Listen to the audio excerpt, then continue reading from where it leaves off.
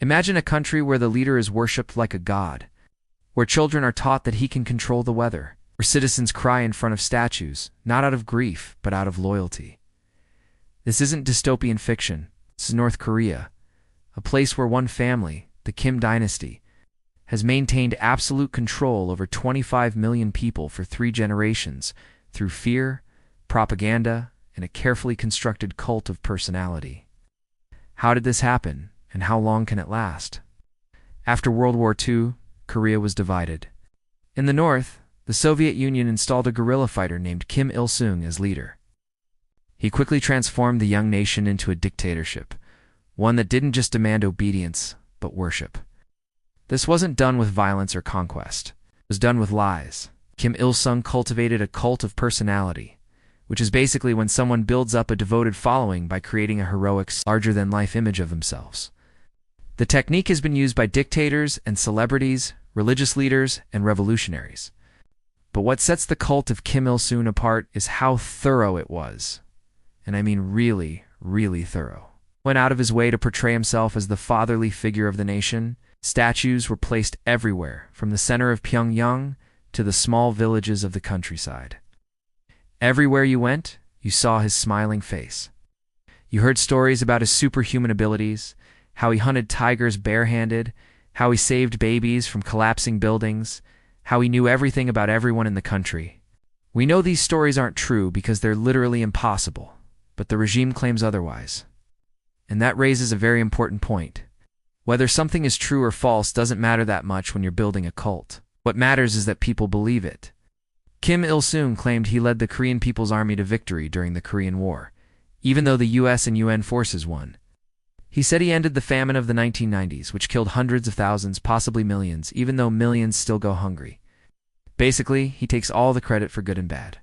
Now, you might think that these claims would make people suspicious, but that's not how cults work. Cults thrive on devotion, not skepticism. The more outrageous the claims, the deeper the devotion tends to run. And nowhere was this more apparent than in the schools.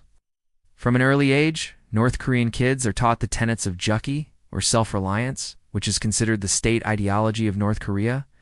And yes, it's basically communism mixed with a bunch of North Korean flavoring. Under Kim Il-sung's teachings, North Korea should be self-sufficient, independent of the rest of the world. They shouldn't rely on anyone, especially not the capitalist countries in the South. To drive this point home, North Korean school books don't mention that the two Koreas are related. The North and South split after the Korean War, which ended in 1953. For decades, the North hasn't learned anything about the South since. In textbooks, Kim Il-sung is the founding father. His picture hangs in every classroom, sometimes above the national flag. His words are considered holy writ. He's not a politician or a leader. He's the sun around which the North Korean solar system revolves. At rallies, you'll hear thousands of voices chanting, "Long live the great leader, Kim Il-sung." Or at statues of Kim Il-sung and his wife, you'll see North Koreans crying, not out of sadness, but out of adoration. In some ways, North Korea resembles the ancient world. The Roman emperors were treated like gods. The pharaohs of Egypt were believed to be divine. In those days, if you challenged the ruler's divinity, you might get put to death. In North Korea, that still happens today. But here, no one is challenging the divine nature of the Kims. People are forced to accept it, and in some cases, they seem to embrace it. When Kim Il-sung died in 1994, his son Kim Jong-il took over. Once again, a nation fell under the spell of the Kim dynasty. North Koreans were told that Kim Jong-il was born on a sacred mountain under a double rainbow, that his first steps were in a military barracks, that he wrote operas and invented miraculous technologies. His face, too, appeared in every home beside his father's. Massive parades and synchronized performances, known as mass games, became displays of loyalty and national unity. The closer the performance, the better the food. The less likely you were to starve to death. These events showcase the power of the Kim dynasty and the strength of North Korea as a nation. In 2002, North Korean defector Kenji Fujimoto wrote a book about his time working as a chef for Kim Jong-il. It reveals an unexpected side of the cult leader. According to Fujimoto, Kim Jong-il loved fancy food and drink, caviar and champagne, Wagyu beef, and Cuban cigars. While his people starved, he feasted. It's a stark reminder that behind closed doors, cult leaders are just people. Only they're more determined, more ambitious, more willing to exploit others for power. In Kim Jong-il's case, he was able to use food to control people. He doled out rations for loyalty and punished those who questioned him by withholding food. That's why nearly everyone in North Korea believes he was a god. But that doesn't mean they believe everything he said. In 2011, Kim Jong-il died, and the world turned its eyes to his son, Kim Jong-un, just 27 years old. Many laughed. Few took him seriously. But in just a few years, Kim Jong-un proved he was just as ruthless. He ordered the execution of his own uncle. His half-brother was assassinated in a Malaysian airport. High-ranking officials were purged without warning, yet the cult endured. Kim Jong-un adapted it to modern times, mixing fear with spectacle and propaganda with pageantry. Internally, he was still portrayed as the loving protector. Externally, he used nuclear weapons and missile launches to demand attention. So how did Kim Jong-un keep everyone in line? Simple. He followed his father's playbook, but with more intensity. Everyone was forced to carry a badge with the image of the Kims. Not only did this enforce the idea that the family comes first, it helped identify potential enemies. If the badge was scuffed or dirty, your neighbor might assume you weren't doing enough to show your loyalty, and that meant you were a suspect. From there, it's easy to imagine what happened next. The regime implemented guilt by association. If one person rebelled, their entire family, parents, children, even grandchildren, could be sent to labor camps. This policy of punishing families for the actions of one person is nothing new. It's been used by cults throughout history to ensure complete obedience.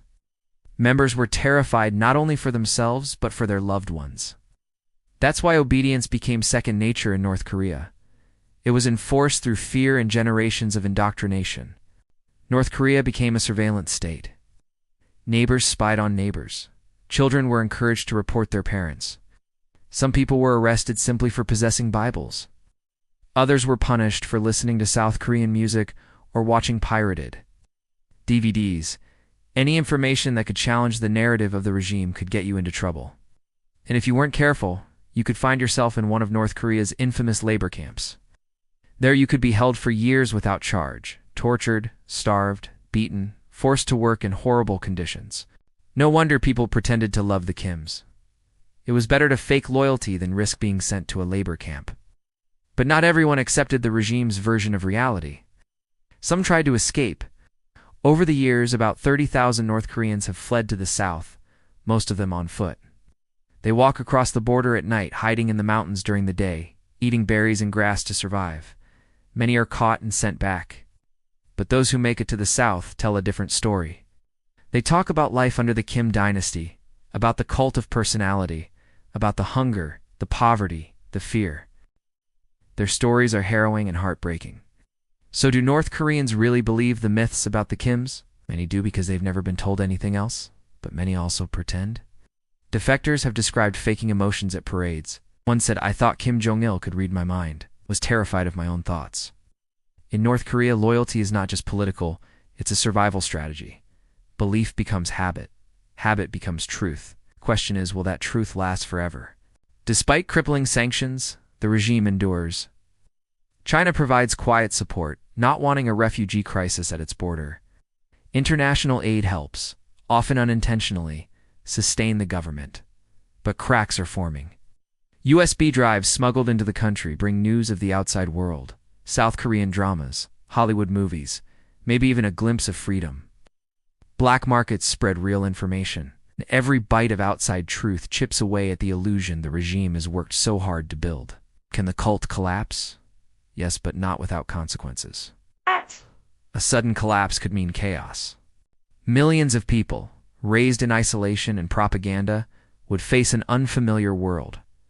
And then there's the nuclear threat. The regime has built its power not just on myths, but on weapons.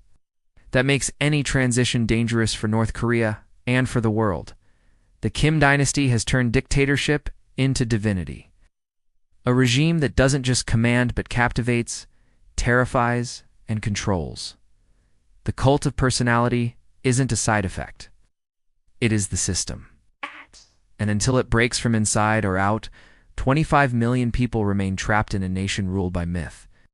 If you found this story eye-opening, consider liking the video, subscribing, and sharing it. More hidden histories and global secrets are coming soon.